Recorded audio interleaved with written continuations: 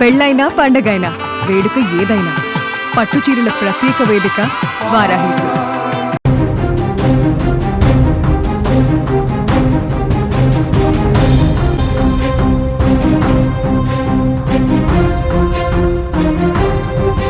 Breaking news చూస్తున్నాం. గోదావరి నదిలో స్నానానికి వెళ్లి 5గురు చనిపోయారు. ఒకే కుటుంబానికి చెందిన వాళ్ళుగా గుర్తించారు. హైదరాబాదులోని బేగం బజార్కు చెందిన వాళ్ళుగా గుర్తించారు. సరస్వతి అమ్మవారి దర్శనానికి వచ్చి ఈ విధంగా గోదావరిలో స్నానానికి దిగి విగత జీవులుగా మారిపోయిన పరిస్థితి. 4 మృతదేహాల్ని గుర్తించారు. మరొకరి మృతదేహం కోసం గజ ఈతగాళ్ల సాయం తీసుకుని గాలింపు ప్రస్తుతం కొనసాగుతుంది. విజువల్స్లో మనం చూస్తున్నాం. గోదావరిలో ఈతకని దిగి అక్కడ స్నానానికని దిగి ఒకరి తర్వాత ఒకరు లోతైన ప్రాంతంలోకి వెళ్ళిపోయి విగత జీవులుగా మారిపోయారు. నీటిలో మునిగిపోయి చనిపోయారు. విజువల్స్లో మనం చాలా స్పష్టంగా చూడొచ్చు. ఈతక అని చెప్పి లోపలికి వెళ్ళినటువంటి వాళ్ళు అలాగే లోపలికి కొట్టుకుపోయారు. 4 మృతదేహాలను కూడా పూర్తిగా బయటికి తీసుకొచ్చారు. విగత జీవులుగా మారిపోయినటువంటి పరిస్థితి మనం చూస్తున్నాం. హైదరాబాద్ బేగం బజార్కు చెందినటువంటి వాళ్ళుగా గుర్తించారు. ఒకే కుటుంబానికి చెందిన వాళ్ళుగా గుర్తించారు. మరొకరి మృతదేహం ఇంకా రాలేదు. దానికోసం గాలింపు కొనసాగుతున్నటువంటి పరిస్థితి.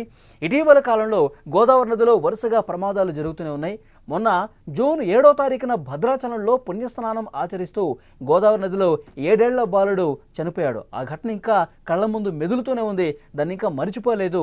ఇప్పుడు గోదావరి నదిలో స్నానానికి వెళ్ళి 5గురు చనిపోయారు. బేగం బజార్కి సంబంధించిన వాళ్ళు, హైదరాబాద్ వాసులు, వాళ్ళంతా కూడా ఒకే కుటుంబానికి సంబంధించిన వాళ్ళు.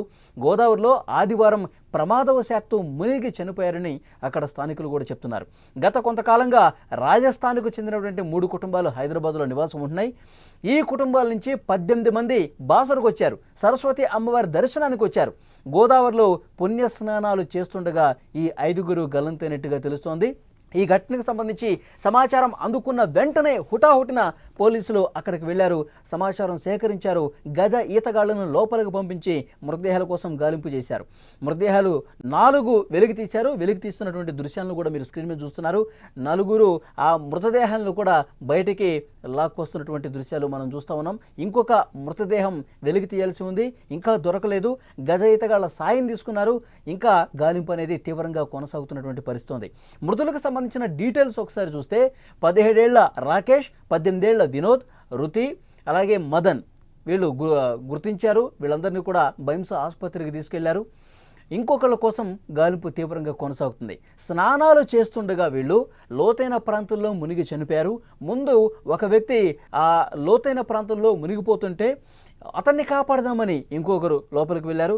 ఇద్దరు కూడా మునిగిపోతుంటే ఇంకొక వ్యక్తి కూడా వాళ్ళని కాపాడదామని చెప్పి అట్లా 4 ఒకళ్ళ తర్వాత ఒకళ్ళు 5గురు కూడా లోతైన నీళ్లు ఎక్కువగా లోతు ఉన్నటువంటి ప్రాంతంలో వెళ్ళి అలాగే లోపలికి మునిగిపోయి కొట్టుకుపోయి చనిపోయినటువంటి పరిస్థితి. అక్కడ స్థానికులు ఈ సమాచారం తెలుసుకున్నారు. ఎందుకంటే వాళ్ళ కుటుంబ సభ్యులు అక్కడ ఉన్నారు. కొంతమంది స్థానికులు కూడా ఉన్నారు. వీళ్ళు మునిగిపోయారన్న సమాచారం తెలుసుకున్న వెంటనే స్థానికంగా అధికారులకి 108కి వీళ్ళు ఫోన్లు చేస్తే పోలీసులు కూడా హుటాహుటిన అక్కడికి వచ్చారు. అప్పటికే జరగాల్సిన నష్టం పూర్తిగా జరిగిపోయిన పరిస్థితి. అందరూ కూడా నీటిలో మునిగిపోయి చనిపోయారు. 4 మృతదేహాలను కూడా వెలికి తీశారు. ఆ మృతదేహాలకు సంబంధించిన దృశ్యాలు మనం స్క్రీన్ మీద చూస్తున్నాం.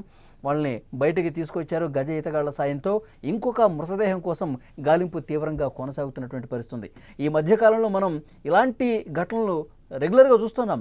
గోదావరిలో మునిగిపోయి స్నానానికని వెళ్ళి పుణ్యస్నానాలు ఆచరిద్దామని చెప్పి వెళ్ళి కొంతమంది సరదా కోసం, మొన్నటి వరకు సెలవులు ఉన్నాయి, వేసవి సెలవులు ఉన్నాయి, సో వాళ్ళందరూ కూడా సరదాగా ఈత కోసం అని వచ్చి మునిగిపోయి ప్రాణాలు కోల్పోయి కన్న తల్లిదండ్రులకి తీరని శోకాన్ని మిగిల్చినటువంటి ఘటనలు గతంలో కూడా మనం చాలా చూసాం.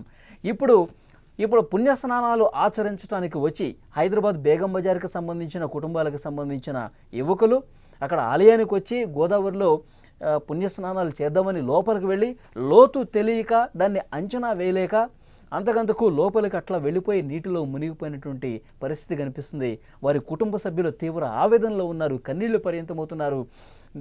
ఇక్కడ ఆలయానికి అని వచ్చాము, పుణ్యస్నానాలు ఆచరిద్దామని వచ్చాము, తిరిగి రాని లోకాలకి వెళ్ళిపోయారని చెప్పి ఒక బాధతో ఆవేదనతో ఆ కుటుంబ సభ్యులు కూడా మాట్లాడుతున్నటువంటి పరిస్థితి ఉంది. సో అక్కడ స్థానికులు కూడా పెద్ద ఎత్తున ఒక డిమాండ్ అయితే తెర మీదకి తీసుకొస్తా ఉన్నారు. ఎందుకంటే లోతైన గోదావరిలోకి మునిగి ప్రాణాలు కోల్పోతున్నటువంటి నేపథ్యంలో అక్కడ హెచ్చరిక బోర్డులు అనేవి ఏర్పాటు చేయాల్సినటువంటి అవసరం ఉంది. లోతుకు సంబంధించిన సమాచారం అక్కడ తెలియాల్సి ఉంది. వెంటనే ఏదైనా అనుకోని సంఘటన జరిగితే, ప్రమాదం జరిగితే అక్కడ గజ ఈతగాళ్ళని ఉన్నపళంగా లోపలికి వెళ్ళి కాపాడే ప్రయత్నం చేయాల్సినటువంటి ఆ సౌకర్యాన్ని ఇక్కడ కల్పించాల్సిన అవసరం ఉంది. హుటాహుటిన ముందైతే కొన్ని హెచ్చరిక బోర్డ్స్, సైన్ బోర్డ్స్ ఏర్పాటు చేయాలి. లోతుకు సంబంధించిన డీటెయిల్స్ ఎప్పటికప్పుడు అక్కడ పర్యవేక్షిస్తూ ఉండాలి. కొంతమంది అధికారులను కూడా అలర్ట్ చేయాల్సిన అవసరం ఉంది. అవి లేకపోవటం వల్లే, లోతు ఎంత ఉందో తెలియకపోవటం వల్లే ఇలాంటి ప్రమాదాలు జరుగుతున్నాయి, అనుకోని ఘటనలు జరుగుతున్నాయి, ప్రాణాలు కోల్పోతున్నారు. ముఖ్యంగా యువత ప్రాణాలను కోల్పోతున్న పరిస్థితుంది. కొంతమంది సరదాగా వస్తే, కొంతమంది పుణ్యస్నానాలకు వచ్చి ఇట్లా ప్రాణాలు పోవటం అనేది తీరని శోకం, ఆ కుటుంబాల్లో తీరని విషాదం నెలకొన్న పరిస్థితి ఉంది. విజువల్స్లో మీరు చూస్తున్నారు. విగత జీవులుగా మారిపోయి సరదా కోసం అని వచ్చి కొంతమంది ఈ విధంగా పుణ్యస్నానాలు చేద్దామని వచ్చి వాళ్ళకి సరైనటువంటి సమాచారం లేక, లోతు గ్రహించలేక మునిగిపోయి చనిపోయి కుటుంబాల్లో విషాదం నెలకొన్నటువంటి, విషాదం అలుముకున్నటువంటి పరిస్థితి ఉంది.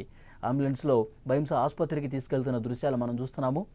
ఇంకా మంచి భవిష్యత్తు ఉన్నటువంటి విద్యార్థులు, యువకులు అందరూ కూడా ఈ విధంగా ప్రాణాలు కోల్పోవటం తీరని బాధ కనిపిస్తుంది ఆ కుటుంబాల్లో. సో పోలీసులు కూడా స్పందించారు. ఇంకొక మృతదేహాన్ని వెలికి తీయాల్సినటువంటి అవసరం ఉంది. ఆ మృతదేహం కోసం గజయితగాళ్ళను పంపించి మరింత లోతైన ప్రాంతాలకు కూడా పంపించి గాలిస్తున్నాము. ఈ సాయంత్రం వరకు ఆ మృతదేహాన్ని కూడా వాళ్ళకి అప్పగిస్తామని చెప్పి పోలీసులు కూడా చెప్తున్నారు. సో భైంస ఆసుపత్రి దగ్గర కుటుంబ సభ్యుల రోదనలు మిన్నంటుతున్న పరిస్థితి చూడొచ్చు.